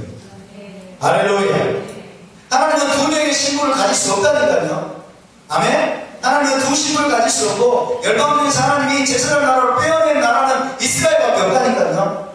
아멘? 구약에는 그렇게 하더니 다 버려버리고 이제는 크리스천들 너희가 기다, 그게 아니고, 여러분 무슨 말입니까? 구약에서 하나님이 이스라엘 백성을 제사장 나라로 부르시고 그 다음에 신부로 하나님이 취하셨다면 이제 신약에 와서는 그리스도인들이 메시아를 통해서 이스라엘 나라 속에 들어오게 된 거예요. 할렐루야. 이스라엘 나라 속에 들어오게 된 거라고요. 우리의 영적인 정체성이 이스라엘로 전환이 된 거라고요. 믿으십니까? 구약의 이스라엘과 신약의 크리스찬이 여러분 서로 대치하는 게 아니라는 거예요. 이방인으로서 우리가 메시아를 믿고 여러분 메시아의 신부가 되고 제사장 나라가 되는 유일한 길이 바로 이스라엘이 됩니다. 그래서 저와 여러분은 이스라엘. 할렐루야. 내가 이스라엘임을 믿지 못하는 사람은, 내가 이스라엘을 믿지 못하는 사람은 내가 왕같은 제사장이고 내가 그리스도의 신부라는 것을 말하면 안 돼. 그 말이 안 되는 거예요. 이스라엘의 하나님을 우리가 믿었습니다. 믿으십니까? 이스라엘의 하나님을 믿었어요. 우리가 믿는 하나님은 이스라엘의 하나님이에요. 그리고 구원을 받았습니다. 그리고 이스라엘과의 언약에 동참하고 있습니다. 그러니까 우리의 구속받은 우리의 정체성은 이스라엘이에요. 할렐루야. 이게 너무 중요해요. 오늘날 수많은 메시아니 유대인들이 잘못 가르치고 있어요. 잘못 가르치고 있어요. 교회와 이스라엘을 구별하고 있어요. 이방인 신자들과 이스라엘을 구별시키고 있어요. 그러면서 중동에 있는 저 한 나라, 거기가 이스라엘이고 여기 이방인 신자들은 이스라엘이 아니라고요. 이스라엘이 아니니까 당신들은 일요일 예배 드리고 돼지고기 먹고 당신들은 토라 지키지 말고. 왜 이스라엘이 아니라는? 이스라엘이 아니면 신경 지킨다니까요. 이스라엘 아니면 우리 제사장 나라 아니. 이스라엘 아니면 우리 친구 아니. 여러분, 메시아 운동이 대국적인 미국의 한 목사님이 이렇게 이스라엘과 이방인 교회를 갈라놓습니다. 이방인 교회를 갈라놔요. 그러면서 토라는 유대인들에게 이스라엘에게 주신 것이고, 그렇게 말하고 이방인 신자들은 그래 토라 지킬 필요 없다. 그러면서 뭐라고 하는 줄 아세요? 이방인 신자들 향해서 그럼 우리는 뭡니까? 그러니까 당신들은 그리스도의 신부지 않냐? 당신들은 그리스도의 신부다. 이게 도대체 말이 되는 거예요. 여러분, 그리스도가 누군데? 그분이 메시아이시고 그분이 여호와 하나님 한 분이시잖아요. 믿으십니까? 그분에게 두 신부가 있을 수 있어요? 두 신부가 있을 수 없다니까요. 여러분, 그분에게는 이스라엘이라고 하는 한 신부만 있을 뿐입니다. 할렐루야. 그분에게는 이스라엘이라고 하는 한 제사장 나라가 있을 뿐입니다. 믿으십니까? 우리가 예수를 믿고 메시아를 믿고 이스라엘과 맺은 하나님의 언약에 우리가 들어오게 되면 우리의 영적인 정체성이 이스라엘로, 여러분, 우리가 그 이스라엘 속에 들어가게 되는 거예요. 우리가 이스라엘이 되는 겁니다. 우리도 이스라엘의 찬양이 되는 거예요. 그러면 우리가 하나님의 신부가 되고 제사장 나라가 되는 겁니다. 그래서 토라의 말씀이 우리와 여러분 연관이 있는 것이고 우리의 말씀이 되는 거예요. 할렐루야. 이 정체성이 열리지 않으면 토라는 무관해요. 아무 상관 없어요. 답시다. 나도 이스라엘입니다. 내가 이스라엘입니다. 이건 조심. 이제 아브라함의 혈통에 자손 유대인들은 이스라엘 대상 아니고 이제 교회가 이스라엘입니다. 대치시 맞죠? 그게 아니고 우리도 이스라엘의 언약에 참여한 바 되었습니다. 그래서 우리도 이스라엘입니다. 따라서 우리도 이스라엘입니다. 옆에 분에게 당신도 이스라엘입니다. 당신도 이스라엘입니다. 당신도 신부입니다. 당신도 제사장 나라입니다. 믿으십니까? 이게 진짜로 믿어져야 돼요. 이게 믿어지십니까? 믿어져야 돼요.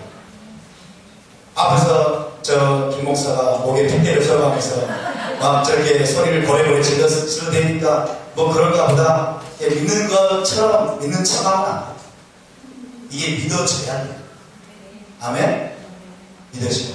우리가 여러분 하나님의 신부가 되고 우리가 하나님 앞에서 열방 가운데 제사장 나라가 되는 유일한 길은 신의 산의 언약을 배치할 수 없습니다. 그 말씀은 영원합니다. 아멘? 신의 산의 언약을 우리가 파괴할 수 없습니다. 다만 중요한 것은 메시아를 통해서 우리가 그 언약에 동참하면 되는 거예요. 그 언약 안으로 들어가면 되는 거예요. 그 언약에 하나님과 언약을 맺은 그 언약 백성의 이름이 뭐예요? 이스라엘이에요. 아멘? 언약 백성 이름이 뭐라고요? 이스라엘이라니까요. 그러니까 우리의 이름은 이스라엘이에요. 우리 구속받은 이름은 이스라엘입니다. 할렐루야. 이스라엘아 들으라. 그러니까 우리가 듣는 거예요. 우리가 이스라엘 하면 들을 필요 없어요. 여러분, 우리가 이스라엘인 것이 믿어지십니까? 믿어지시면 크게 아멘 하시기 바랍니다. 할렐루야. 다시 한번 고백합시다. 나도 이스라엘입니다. 나도 이스라엘입니다. 그러므로 듣겠습니다. 그러므로 준행하겠습니다. 할렐루야. 이스라엘 아닌 사람은 준행 안 해도 돼요.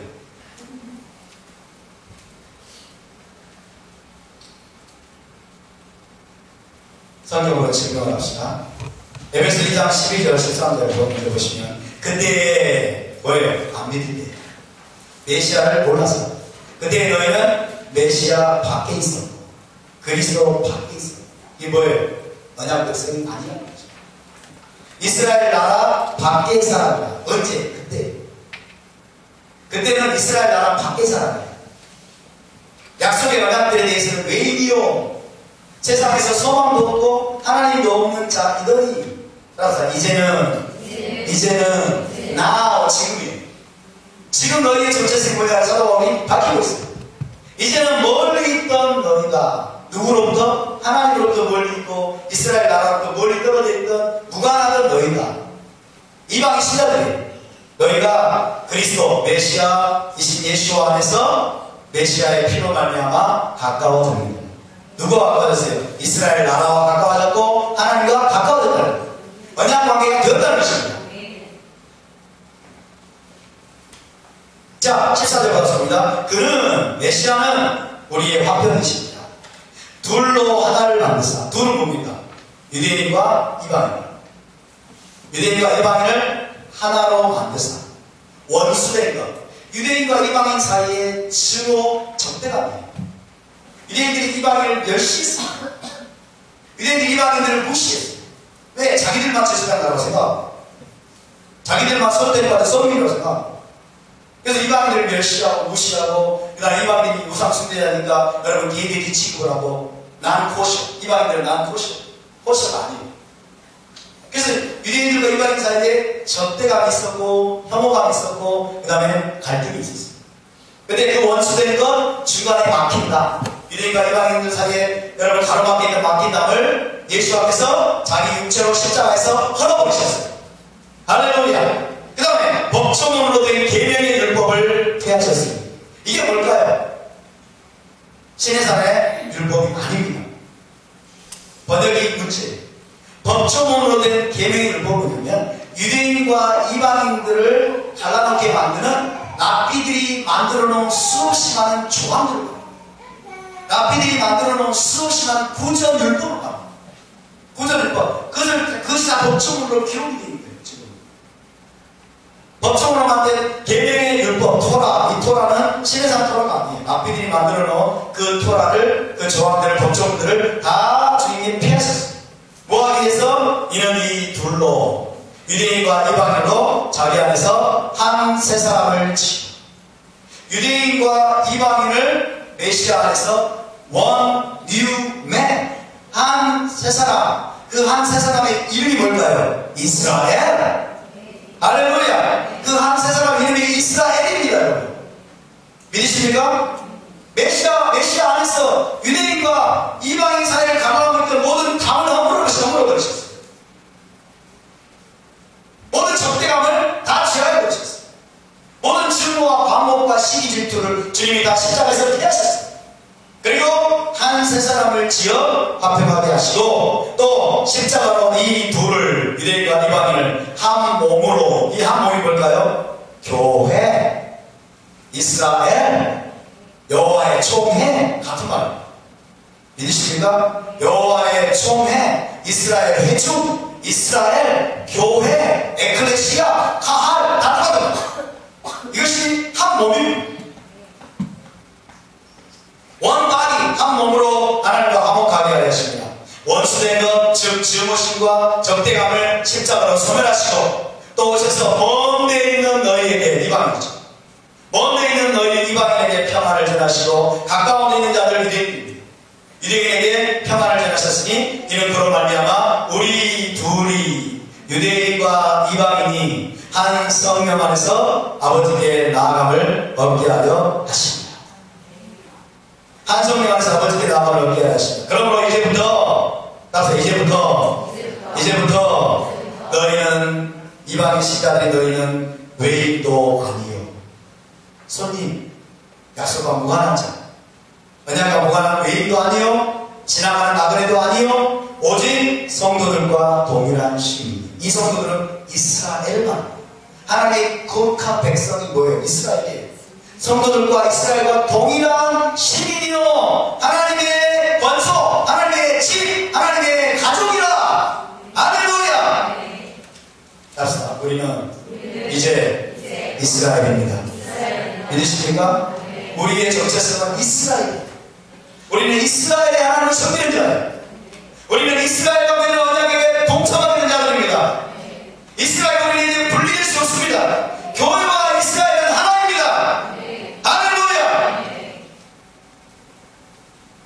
이게 바로 토라의 말씀에 정통했던 뛰어난 토라학자 사도 바울의 했습니다. 여러분 이 말씀을 믿으시기 바랍니다. 할렐루야. 메시아를 믿고 영접하게 되면 어떤 일이 벌어집니까? 우리가 이스라엘, 다시 말하면 언약 공동체 안에 들어오게 됩니다. 여러분 역사적으로 하나님과 언약을 맺는 공동체는 이스라엘밖에 없습니다. 동의하십니까?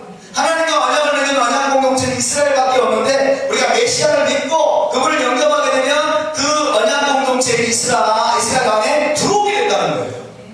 우리가 이스라엘의 일부가 된다는 We are part of Israel. 이스라엘의 찬양이 된다는 거예요.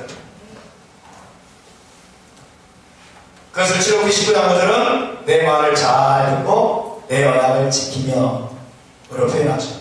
즉 메시아를 믿음으로 하나님의 말씀을 듣고 순종하는 삶을 살아가는 자들이 누구다? 이스라엘. 그들이 바로 이스라엘의 특권에 참여할 뿐만 아니라 이스라엘로서의 책임감을 가지고 이 땅에서 하나님을 보여주는 자들이 되었다는 것입니다. 믿으십니까? 누가 이스라엘이에요? 누가 이스라엘이에요? 메시아를 믿고 그분을 영접해서 이스라엘 하나님과 맺은 언약에 동참하는 자일 뿐만 아니라 그분의 말씀을 듣고 그 언약을 지키는 자예요. 아멘? 지키는 자. 오늘날 여러분 자신을 크리스천이라고 말하는 수많은 사람들이 있는데 하나님의 말씀을 지키지 않는 자들이 너무 많아요. 하나님의 말씀을 무시하고 지키지 않고 멋대로 사는 사람이 너무 많습니다. 그들은 진정한 의미에서 이스라엘이 아닙니다. 그들은 진정한 의미에서 크리스찬이 아닙니다. 언약 백성이 아닙니다. 아브라함의 자손이 아니에요. 아브라함의 자손이 아니면 누굽니까? 한 가지밖에 없죠. 아브라함의 자손이 아니면 한 가지밖에 없어요.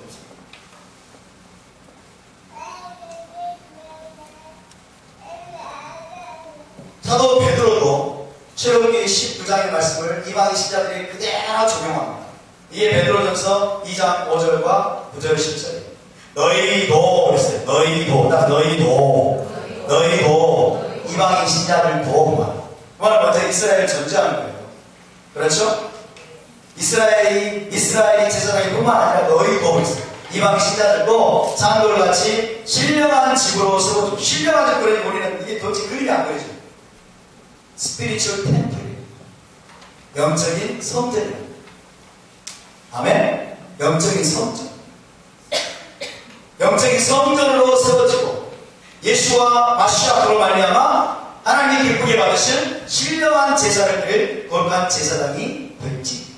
누구에게 지금 하는 말씀이에요? 이방인 신자들에게 너희가 제사장이라.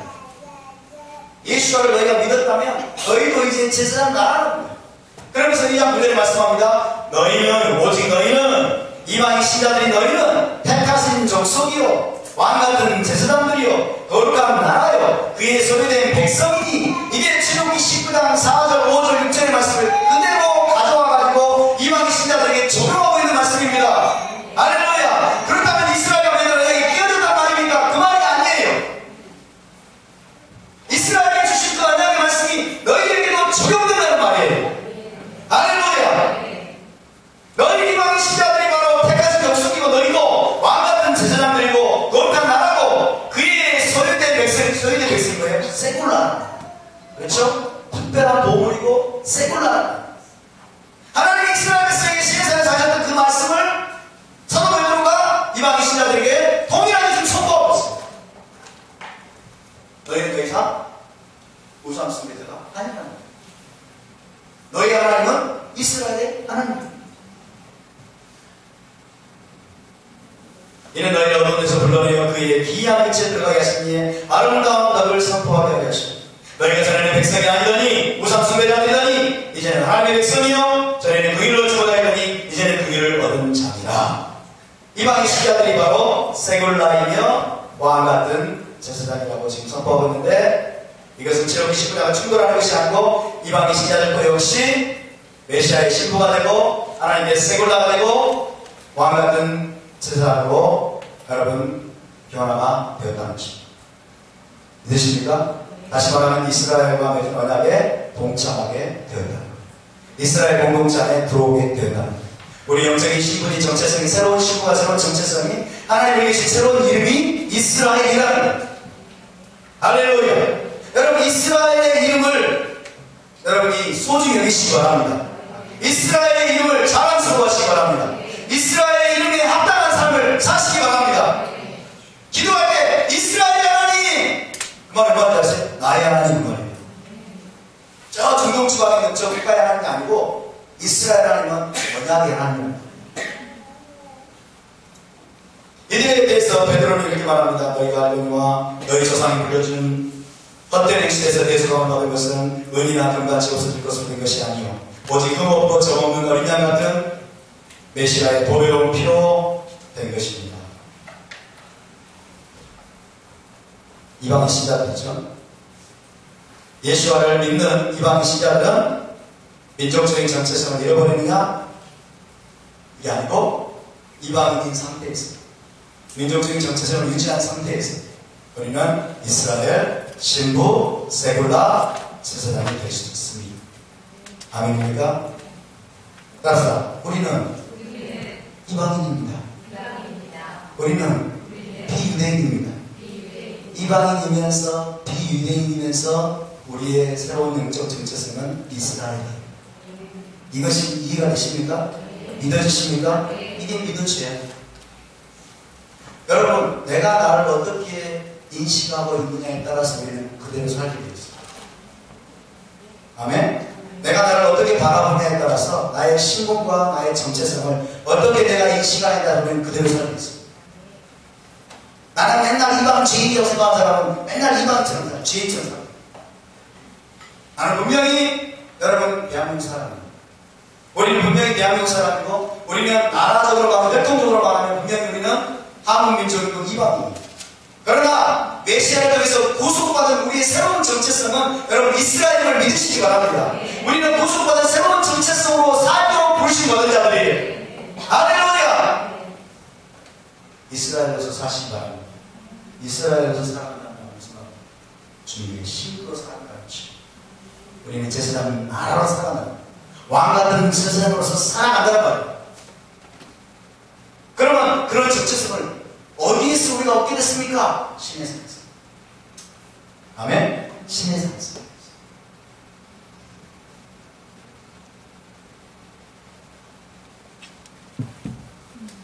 19장 10절 11절 있습니다. 시작. 여호와께서 모세에게 이르시되 너는 백성에게 가서 오늘과 내일 그들을 선별하게 하며 그들의 옷을 빨게 하고 준비하게 하여 셋째 날을 기다리게 하라. 이는 셋째 날에 나 여호와가 온 백성의 목전에서 신의 산에 강림할 것이니 준비하라. 선별하라. 이제 결혼의 언약을 맺기 위한 준비. 3일 동안 준비하는 거죠. 이제 셋째 날을 기다려. 3일 동안 준비하라. 옷을 빨게 하라. 여러분 결혼을 위한 준비가 뭐냐면요, 정결례식, 미크베. 따라서 미크베. 유대 전통에 따르면 신랑과 신부는 결혼식 전에 미크베의 몸을 담그는 정결례식을 행합니다. 결혼을 위한 필수적인 준비. 근데 오늘 본문에도 그 내용이 나와 있는데, 미크베가 뭡니까? 강이나 호수 또는 정결례식용 물 웅덩이에요. 가장 이상적인 미크베는 흐르는 물, 생수가 있는 곳입니다. 전통적으로 미크베 정결례식은 과거와의 단절, 옛삶의 죽음을 선언하고 그 다음에 새로운 출발, 새로운 탄생, 새 사람으로의 부활을 의미합니다. 여러분 우리의 미크베는 예수와 하마시아입니다. 예수 안에서 우리의 미크베가 되셨습니다. 우리는 예수 안에 잠겨서 새 사람으로 거듭났음을 믿으시기 바랍니다. 근데 본문에서 여러분 토라에서 미크베 미크베에 몸을 담그는 정결례식 종종 옷을 빠는 것을 언급합니다. 옷을 빠라는 말은 뭐예요? 너희가 너희 자신을 정결케 하는 예식을 거치라. 미크베로 이해가 됩니다. 정결례식 미크베를 거치는. 자, 미크베를 제가 보여드리겠습니다. 이게 고대 시대에 있었던 미크베의 그림, 발굴된 옛날 1세기 당시에 이런 미크베가 있었고 다양합니다. 그래도 미크베의 그림이 미크베 이 속에 들어가가지고 몸을 담그는 굉장히 김치로 잘못하면 빠져 죽겠죠? 미크베 현대판 미크베입니다. 현대 이스라엘 유대인 공동체 이런 미크베가 있어요. 필수입니다. 필수예요. 정결례식 미크베를 지금 하고 있죠. 너희들이 지금 뭐요? 호수 이런 데 가가지고 밖에 가서도 미크베를 해. 그리고 이 사람은 단체 미크베를 하고 있습니다. 단체 미크베. 그래서 물속에 들어가면서 뭘 의미해요? 옛사람에 대한 죽음이죠. 옛사람에 대한 죽음. 그렇죠? 죽음. 그다음 올라올 때 어떻게 돼요? 부활하는. 새로운 삶, 새로운 존재, 새로운 피조물, 그리고 새로운 정체성으로 다시 일어나는 것을 의미하는 것입니다. 할렐루야. 하나님께서 지금 옷을 빨아가는 이 미크베의 비거는 옷을 빨아가 옛사람에 대해서 죽어요. 그리고 이제 하나님과의 결혼 예식을 통해서 새 사람으로 변화되는 것을 말합니다. 이게 지금 결혼 예식의 원어로 지금 설명이 되어 있어요. 그래서 결혼식을 앞둔 신부처럼 이스라엘 백성이 정결 예식을 거쳤다고 말할 수 있겠습니다. 자, 12절 13절 있습니다. 시작. 너는 백성을 위하여 주위의 경계를 정하고 이르기를 너희는 산과 산에 오르거나 그 경계를 침범하지 말지니 산을 침범하는 자는 반드시 죽임을 당할 것이다. 그런 자에게는 손을 대지 말고 돌로 쳐 죽이거나 화살로 쏘아 죽여야 하니 짐승이나 사람을 막론하고 살아남지 못하리라 하고 나팔을 길게 불거든 사람 빌릴 것이니라 하라. 이 말이 또 무엇을 의미하는지를 모릅니다. 이 말이 무엇을 의미하는지를 모릅니다. 산에 가까이 오지 말라. 여러분, 거룩하신 왕과의 결혼식은 정말 위험한 거예요. 여러분, 우리 하나님은요, 지극히 거룩하신 하나님입니다. 믿으십니까? 이 지극히 거룩하신 하나님과 이스라엘 백성이 결혼의 언약을 맺게 되는 것은 너무나 영광스러운 일이에요. 너무나 놀라운 일이에요. 그런데 동시에 또 너무나 위험한 일이에요. 굉장히 위험한 게 하나님이 거룩하신 거예요. 이게 이해가 돼요. 하나님이 거룩하시기 때문에 대단히 위험한 일인데 여호와 하나님의 가장 중요한 속성 중에 하나가 뭐예요? 거룩입니다. 홀리니스. 지극히 거룩하신 하늘의 왕께서 역사상 최초로 시내산에 실제로 강림하시는 거예요.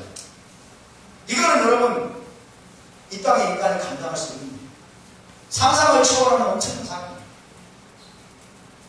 우리는 지금 3,500년 지금 이상 이 떨어진 간격을 두고 지금 그 사건을 읽으니까 이게 도대체 무엇을 의미하는지 모르지만 이거는 여러분 정말 어마어마한 사건입니다.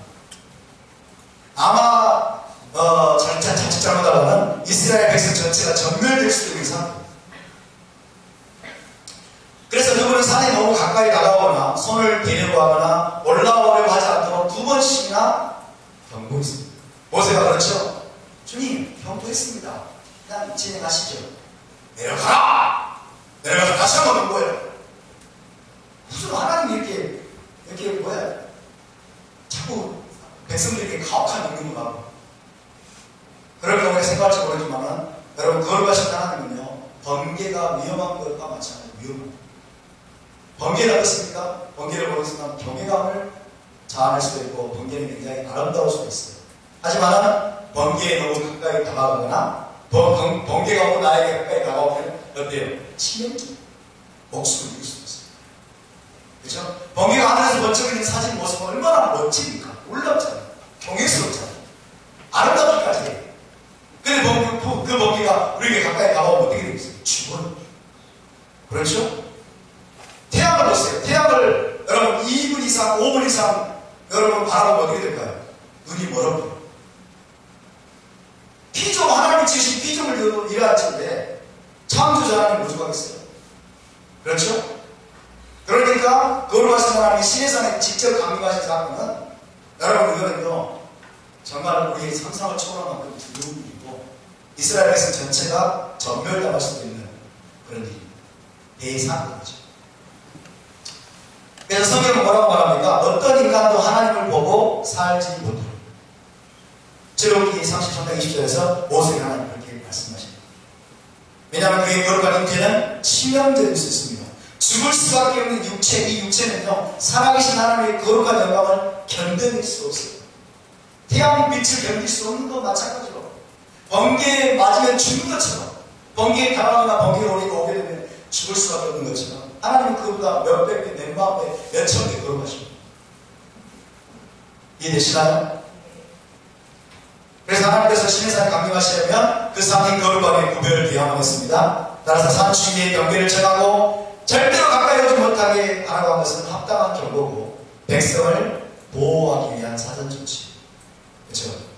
그분이 고약한 하나님이 아니라 아주 성질이 못되고 고약한 하나님이라서 그렇게 자꾸 한 게 아니고 여러분 이것은 합당한 조치입니다. 백성들을 사랑하고 백성들을 보호하기 위한 그런 조치였던 것입니다. 그 경계를 침범하는 자에게 경고된 죽음의 형벌을 무엇입니까? 백성들로 하여금 하나님의 거룩함의 엄중함을 생생하게 느끼라는 거예요. 실제라는 거예요. 이해되시죠? 여러분 오늘날의 세상은 어떻습니까? 하나님의 거룩함에 대해서 거의 이해를 못해요. 하나님이 얼마나 거룩함인지 몰라요. 그래서 하나님의 그 거룩함을 위해서 극도로 위험하고 또 아무도 능히 가까이 갈 수 없는 분임을 이해하지 못합니다. 하나님은 여러분 지극히 거룩하신 분이 있습니다. 그분의 거룩하심은 이 땅에 육체를 가진 인간이 감당할 수 없어요. 누구도 그분의 얼굴을 보고 그분의 영광을 보고 살아남을 자가 없어요. 아무도 가까이 갈 수 없는 빛 가운데 거하신 분이 그분이십니다. 그 어떤 인간도 하나님 앞에 가까이 갈 수 있는 그런 존재. 왜 이걸 알아요? 이스라엘 백성은 이걸 잘 알고 있었어요. 그래서 여러분 이사야도 그렇고 선지자도 그렇고 이스라엘 백성들 어때요? 오호라 내가 죽게 되었도다 망하게 되었도다 내가 죄 가운데 죄인 중에 거하면서 왕이신 하나님을 배웠으면 그 안에 엎드려지잖아요. 그렇죠? 이게 자연스러운 당연히 그렇게 될 수밖에 없어요. 근데 우리 하나님의 거룩하심을 가볍게 생각합니다. 쉽게 생각합니다. 그래서 하나님은 아무도 능히 가까이 할 수 없는 빛이십니다. 거룩이십니다. 믿으십니까? 그 하나님이 지금 시내산에 실제로 강림하십니다. 보십니다. 누구를 만나죠? 신부. 시간이 왜 이렇게 빨리 가요? 그래서 여러분 이걸 알아야 이것을 얼마나 우리가 이해할 때야 비로소 우리가 예수를 통해서 거룩하신 하나님께 가까이 갈 수 있게 된 것이 얼마나 큰 은혜인지. 할렐루야. 아무도 능히 가까이 올 수 없는 빛 가운데 가신 하나님께 여러분 우리가 예수와의 이름으로 말미암아 어린 양의 보혈로 말미암아 지성소 깊은 곳에 들어갈 수 있게 된 겁니다.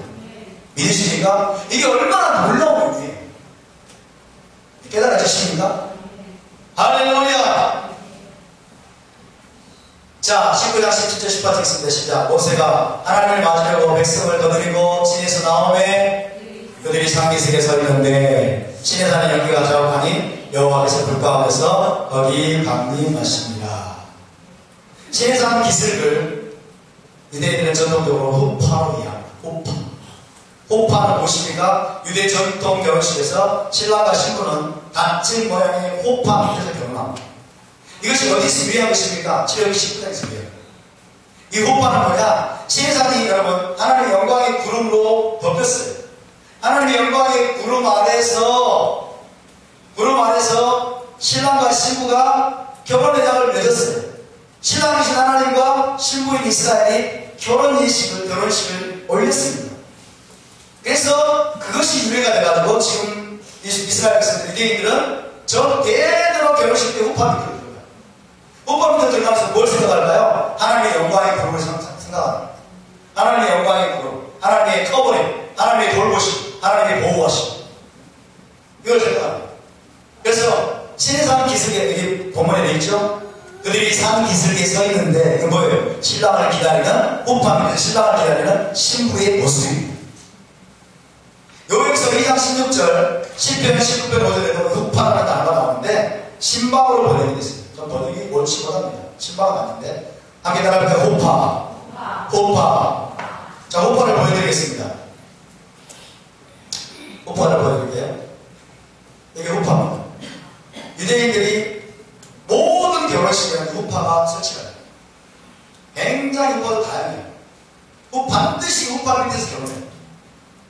하나님의 영광의 구름 아래서 그들이 결혼하는 것을 그들이 생각을 하고, 그 다음에 하나님의 그 결혼 예식의 그때 삶의 하나님의 커버링, 하나님의 돌보심과 하나님의 보호하심을 또 고대하면서 호파 밑에서 호파. 여러분 들어가고 싶으세요? 네.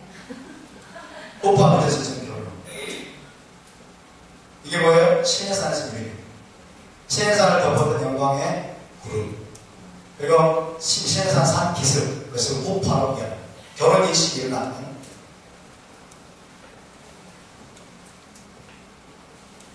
이게 다 호파입니다. 따라서 호파.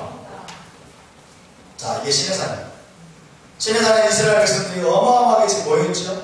200만 명, 300만 명 거예요. 200만 명, 300만 명이 지금 신의 산 호파 밑에 모인 거예요. 신랑이신 하나님을 만나려고, 신랑이신 하나님과 결혼 예식을 올리려고. 이해되십니까? 신의 산 사건이 결혼식 사건이에요. 아멘? 자, 계속합니다. 시간이 좀 걸려도 계속 할게요. 이해하세요. 배가 고파 좀 참으시고. 신의 산을 덮은 영광의 구름이 하나님과 이스라엘의 결혼을 위한 호파였다고 할 수 있습니다. 호파가 또 이사야서 4장 5절에 나옵니다. 메시아 왕국 때 호파입니다. 여호와께서 거하시는 온 시온산과 모든 지폐들이 낮에는 구름과 연기, 밤에는 화염의 빛을 만드시고 그 모든 영광 위에 덮개를 두시며 그랬는데 이것이 호파예요. 호파. 신부들을 보호하고 또 신부들과 결혼 예식을 올리는 하나님의 초대적인 호파예요. 유대 결혼식에서 신부를 신랑으로 인도해 드리는 사람은 누굴까요? 신랑의 친구예요. Friend of the bride. 신부를 인도해서 신랑에게 데리고 가는 자가 신랑의 친구입니다. 모세가 지금 신랑의 친구가 된 거예요. 신랑의 친구가 돼가지고 신부인 이스라엘 백성을 신랑이 하나님께 데려가는 중재자라고 했어요. 신랑의 친구. 근데 요한복음 3장에 보면 세례요한이 자신을 신랑의 친구라고 지칭을 하죠. 그렇죠? 네. 신부를 신랑으로 인계하는 거예요. 모세가 지금 그 역할을 하고 있습니다. 자, 20장 1절 2절 이제 하나님이 말씀을 선포하십니다. 시작. 하나님이 이 모든 말씀으로 말씀하여 이르시되 나는 너를 애굽 땅 종되었던 집에서 인도하여내 내 하나님 여호와니라. 토라의 말씀을 하나님이 선포하십니다. 이 토라의 말씀은 여러분 무엇으로 인식이 되느냐? 하나님과 이스라엘 백성들 간의 결혼 계약서로 인식입니다. 토라는 결혼 계약서입니다. 케투바, 게투바. 이 게투바인데 신해산 꼭대기에 하나님이 강림하신 사건, 너무나 두렵고 무서운 광경이죠. 천둥과 번개와 큰 나팔소리, 빽빽한 구름, 자욱한 연기 가운데 온 산이 진동하는 가운데 하나님이 강림하셨어요. 모세도 심히 두렵고 떨린다 라고 고백했다고 히브리서는 기록하고 있어요. 이게 어떤 광경입니까? 거룩한 하늘의 신랑이 호파에 들어오신 광경. 신부를 취하시고 신부를 만나는. 그래가지고 신해산에 강림하신 하나님이 이스라엘 백성 전체에게 이 토라를 선포하셨어요. 이건 뭐냐? 결혼식에서, 전통 유대 결혼식에서 결혼 계약서가 신랑과 신부에게 큰 선으로 낭독이 됩니다. 거기에는 신랑과 신부가 지켜야 될 조항들과 조건들이 적혀 있습니다. 케투바, 결혼계약서 케투바가 결혼식에 선포가 되는데, 낭독이 되는데, 결혼식이 끝나고 나면 증인들이 그 케투바에 서명을 해요. 케투바에 서명을 하고 그 결혼계약서는 법적인 결혼의 증거로서 이 집안에 전시가 되는 겁니다. 근데 여러분, 신해산 결혼식에서 토라는 하나님과 이스라엘 백성 간의 결혼계약서예요. 결혼계약서로 이해가 됩니다. 케투바가 이해가 됩니다. 하나님과 그의 신부 이스라엘 간의 법적인 구속력을 가진 계약서입니다. 따라서 토라는 결혼계약서입니다. 케투바를 보여드리겠습니다. 결혼계약서. 하나님과 이스라엘 백성들 간에 이게 케투바예요. 결혼계약서입니다. 잘 보세요. 지금도 유대인들이 오늘날에도 이런 결혼계약서를 만들어가지고 결혼식에서 사용하고 있습니다. 굉장히 아름다워요. 다양하게. 이렇게 된 결혼계약서도 있고, 이렇게 된 결혼계약서도 있고, 너무 아름답죠? 결혼 히브리어로 다 써져가는 뭔 말인지 모르겠지만,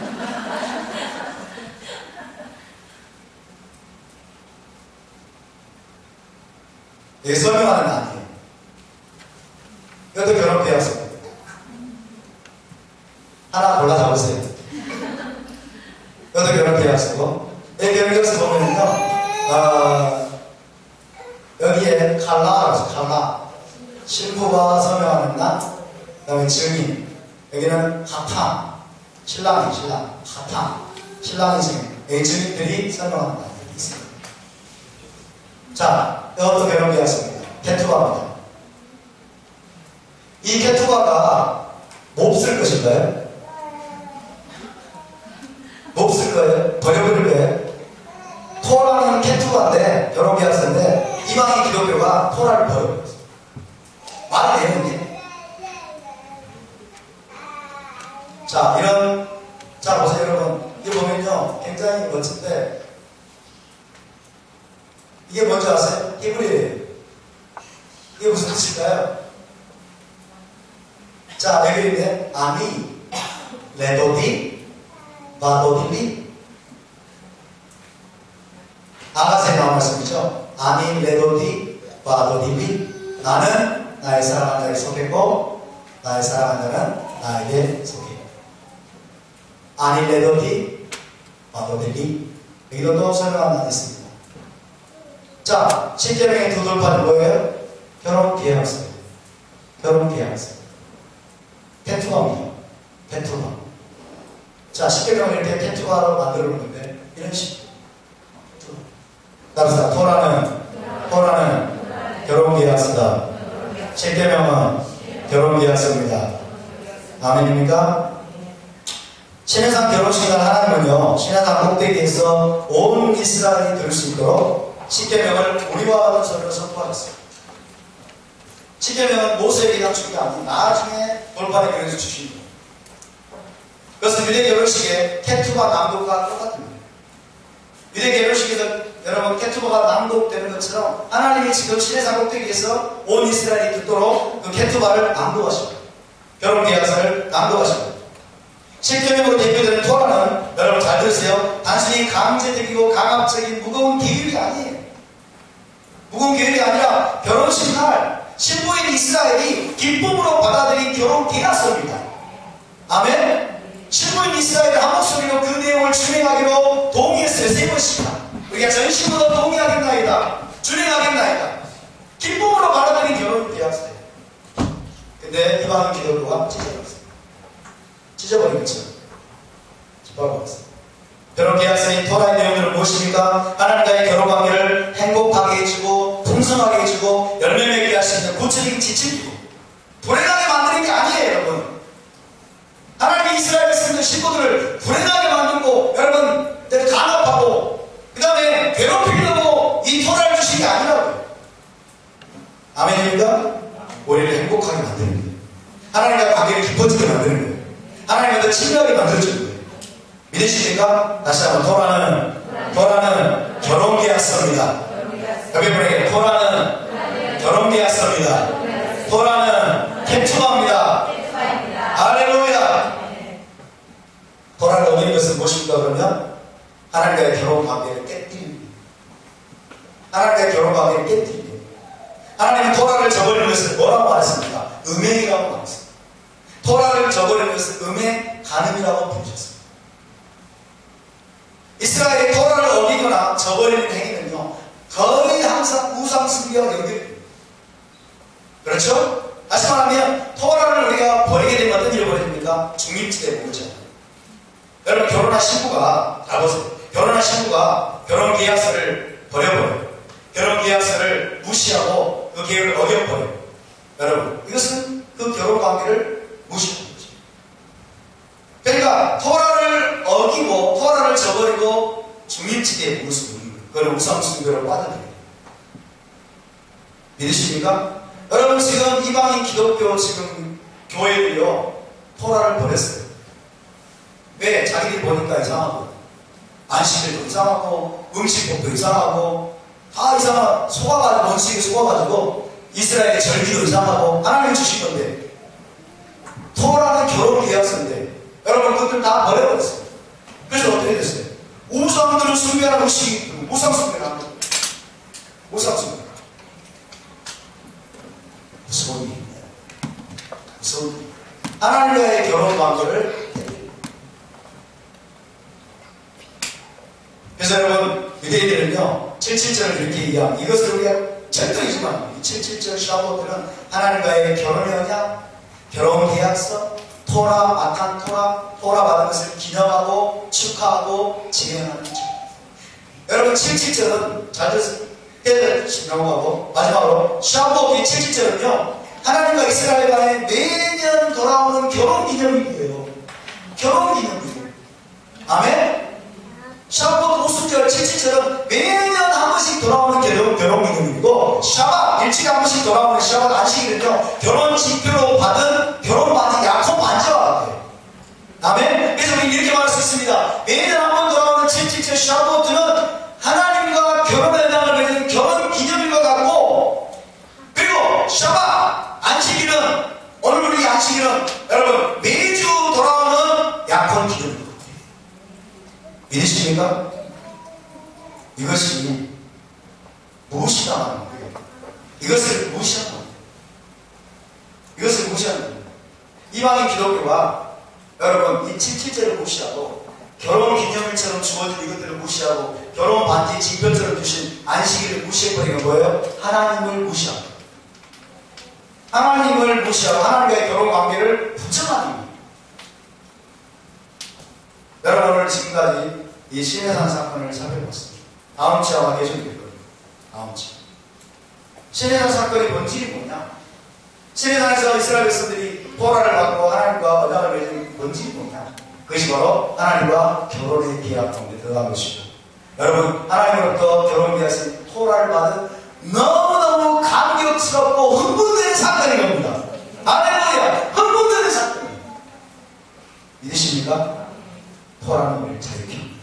그래서 토라는 우리를 자유케 합니다. 안식일은 우리를 자유케 합니다. 절기는 우리를 자유케 합니다. 하나님의 모든 말씀은 우리를 자유케 합니다. 믿으십니까? 이 말씀을 우리가 여러분 성경적으로 이브리적으로 제대로 이해함으로 말미암아 우리가 주님과의 관계가 더 깊어질 수 있기를 바랍니다. 우리가 실제적인 차원에서 이스라엘의 정체성을 내보면서 우리가 진정한 신부로서 왕같은 제자장으로서 세상 가운데 하나님을 제대로 보여주는 연합 공동체가 될 수 있기를 주님의 이름으로 축복합니다. 할렐루야!